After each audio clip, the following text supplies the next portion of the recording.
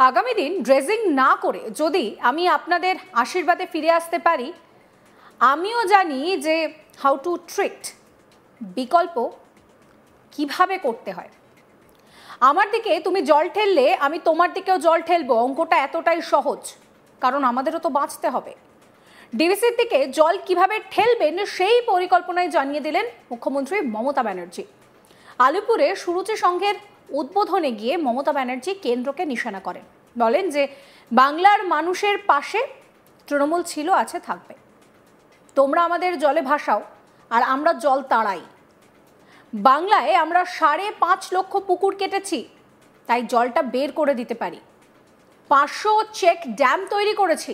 যদি আগামী দিনে ড্রেজিং না করা হয়, যদি আমি আপনাদের আশীর্বাদে ফিরে আসতে পারি, আমিও জানি হাউ টু ট্রিট বিকল্প কিভাবে করতে হয়। আমার দিকে তুমি জল ঠেললে আমি তোমার দিকে জল ঠেলে দেব, অঙ্কটা এতটাই সহজ, কারণ আমাদের তো বাঁচতে হবে। বলছেন মমতা ব্যানার্জি, শুনুন। বাংলা মানুষের পাশে ছিল, আছে, থাকবে। তোমরা আমাদের জলে ভাসাও আর আমরা জল তাড়াই। 5.5 লক্ষ পুকুর কেটেছি বাংলায়, তাই জলটা বের করে দিতে পারি। 500 চেক ড্যাম তৈরি করেছি আমরা। আর আগামী দিন যদি ড্রেজিং না করে, যদি আমি আপনাদের আশীর্বাদে ফিরে আসতে পারি, আমি জানি হাউ টু ট্রিট। অল্টারনেটিভ কিভাবে করতে হয়, ওরা না করলে আমার দিকে তুমি জল ঠেলে আমি তোমার দিকে জল ঠেলে দেবো। সিম্পল অঙ্কে যেটা বলে, কারণ আমাদের তো বাঁচতে হবে। কত কৃষকের জমি ডুববে, কত মানুষ সাফার করবে এভরি ইয়ার তোমাদের গাফিলতির জন্য। তোমরা বিদেশে গিয়ে গিয়ে সব টাকা দিয়ে আসছো, নাম কিনে একটা মেডেল পড়ে চলে আসছো, আর দেশের লোক টাকা পায় না। জিএসটি নিয়ে কয়েকদিন খুব প্রচার হলো। আজকে কাগজে দেখবেন আমরা একটা অ্যাড করেছি বাংলা কাগজগুলোতে, কোন কোন জিনিসের উপর কি কি জিএসটি কমেছে, এবং তার জন্য একটি পয়সাও সেন্ট্রাল গভর্নমেন্টের নয়, প্রত্যেকটা স্টেটের জিএসটি থেকে কাটা হয়েছে। ফরাক্কা বিহারের সব জল গঙ্গায় এসে ঢুকেছে। ফরাক্কা ড্রেজিং হয় না, কলকাতা গঙ্গা ড্রেজিং হয় না, কলকাতা পোর্টও করে না, ফরাক্কাও করে না, ডিবিসিও করে না, মাইথনও করে না। ওদের ছাড়া জলে আমরা ডুবি।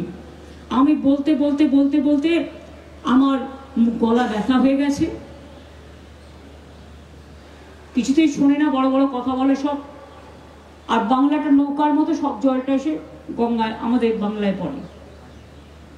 300 মিলিমিটার বৃষ্টি যদি হয় রেঞ্জে, আপনি কোথায় আটকাবেন? গঙ্গা তো ভর্তি, জলটা যাবে কোথায়? নালা ভর্তি, নদী ভর্তি, খাল পুকুর ভর্তি। তাও 6 ঘন্টার মধ্যে মেজরিটি জল সরিয়ে দেওয়া হয়েছে। তার মধ্যে ছিল হাই টাইড। অমাবস্যার দিন থেকে মনে রাখবেন হাই টাইড শুরু হয়, ভরা কোটাল। সেই সব সামলে তালিবানে করে কেস করেছে জল কেন জমেছে। আচ্ছা, এটা আমায় না জিজ্ঞেস করে তো আকাশকে জিজ্ঞেস করতে পারে।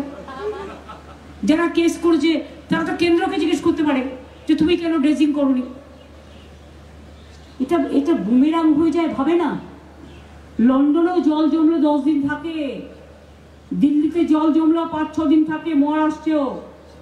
ভুলে যাবেন না, উত্তরাখণ্ডে এবার প্রাকৃতিক দুর্যোগে অনেক মানুষ মারা গেছে। আমরা মৃত্যু নিয়ে রাজনীতি করি না। যারা মারা গেছে দুর্ভাগ্যজনক ইলেকট্রিকিউশনে মারা গেছে। একই সঙ্গে মুখ্যমন্ত্রী বলেন যে বাংলা ভারতবর্ষকে পথ দেখাবে। এই থিওরিতেই আমি বিশ্বাস করি। বাংলা ভাষায় কথা বললে কেন অত্যাচার করবে? আমরা তো সবাইকে ভালোবাসি, সবাই সবার ভাষায় কথা বলবে। কি বলছেন তিনি, শুনুন। আমি প্রচার চাই না, আমি জীবনে নিজেকে নিয়ে প্রচার করি না। আমি বাংলাকে ভালোবাসি, এটা আমার ধর্ম, এটা আমার কর্ম, এটা আমার মাতৃভূমি, এটা আমার পিতৃভূমি। আমি যতদিন বেঁচে থাকবো বাংলার মাটিকে এইভাবেই সাপোর্ট করে যাব। আর বাংলা ভারতবর্ষকে পথ দেখাবে, এই থিওরি আমি বিশ্বাস করি।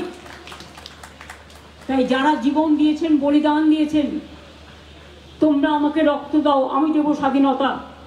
কোথায় সে সুভাষচন্দ্র বোস? জন্মদিন জানি, মৃত্যুদিন আজও জানি না। কোন চক্রান্তের শিকার? সুতরাং মনে রাখবেন, বাংলা ভাষায় কথা বললেই অত্যাচার করবেন কেন?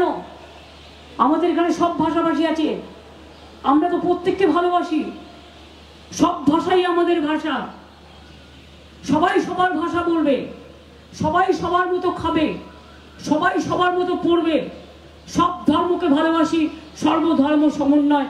ছোট্টবেলা থেকে রামকৃষ্ণ পরমহংস পড়েছি, স্বামী বিবেকানন্দ শিখেছি, নজরুল বলুন, রবীন্দ্রনাথ বলুন, সবাই একটাই কথা বলে গেছেন। কোথা থেকে ধর্মগণরা চলে এসছে, তারা বলবে এটা ধর্ম নয়, ওটা ধর্ম না। ধর্মের নামে বিভ্রান্ত করে মাথা যদি কেউ ঘুরিয়ে দেন, তাহলে মনে রাখবেন বাংলা কোনোদিন মাথা নত করেনি এবং করব না। শুধু রবীন্দ্রনাথ ঠাকুরের ভাষায় বলি মাথা নত করবো, হ্যাঁ, রবীন্দ্রনাথ ঠাকুরের ভাষায় মানুষের কাছে আমার মাথা নত করে দাও হে তোমার চরণ ধুলার তলে, সকল অহংকারে আমার ডুবাও চোখের জলে। আমি এই কথাটি সমর্পণ করলাম আমাদের শহীদদের উদ্দেশ্যে।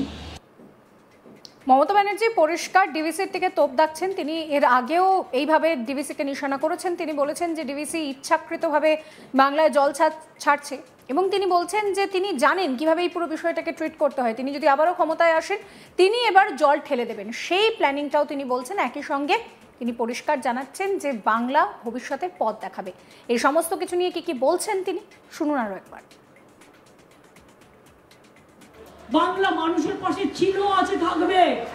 তোমরা আমাদের জলে ভাসাও আর আমরা জল তাড়াই।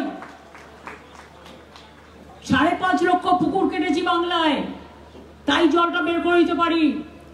500 চেক ড্যাম তৈরি করেছি আমরা। আর আগামী দিন যদি ড্রেজিং না করে, যদি আমি আপনাদের আশীর্বাদে ফিরে আসতে পারি, আমি জানি হাউ টু ট্রিট। অল্টারনেটিভ কিভাবে করতে হয়, ওরা না করলে আমার দিকে তুমি জল ঠেলে, আমি তোমার দিকে জল ঠেলে দেবো। সিম্পল অঙ্কে যেটা বলে, কারণ আমাদের তো বাঁচতে হবে। কত কৃষকের জমি ডুববে, কত মানুষ সাফার করবে এভরি ইয়ার তোমাদের গাফিলতির জন্য।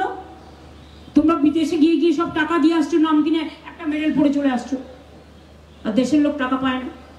জিএসটি নিয়ে কয়েকদিন খুব প্রচার হলো, আজকে কাগজে দেখবেন আমরা একটা অ্যাড করেছি বাংলা কাগজগুলোতে, কোন কোন জিনিসের উপর কি কি জিএসটি কমেছে, এবং তার জন্য একটি পয়সাও সেন্ট্রাল গভর্নমেন্টের নয়, প্রত্যেকটা স্টেটের জিএসটি থেকে কাটা হয়েছে।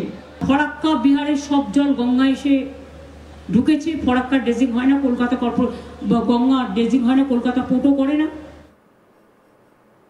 সমস্ত খবরের আপডেটের জন্য আপনাদের নজর থাকুক আজ তাক বাংলায়। চ্যানেলটিকে সাবস্ক্রাইব করবেন, নোটিফিকেশন পেতে বেল আইকনে ক্লিক করবেন, ফলো করতে ভুলবেন না আজ তাক বাংলার হোয়াটসঅ্যাপ চ্যানেলও।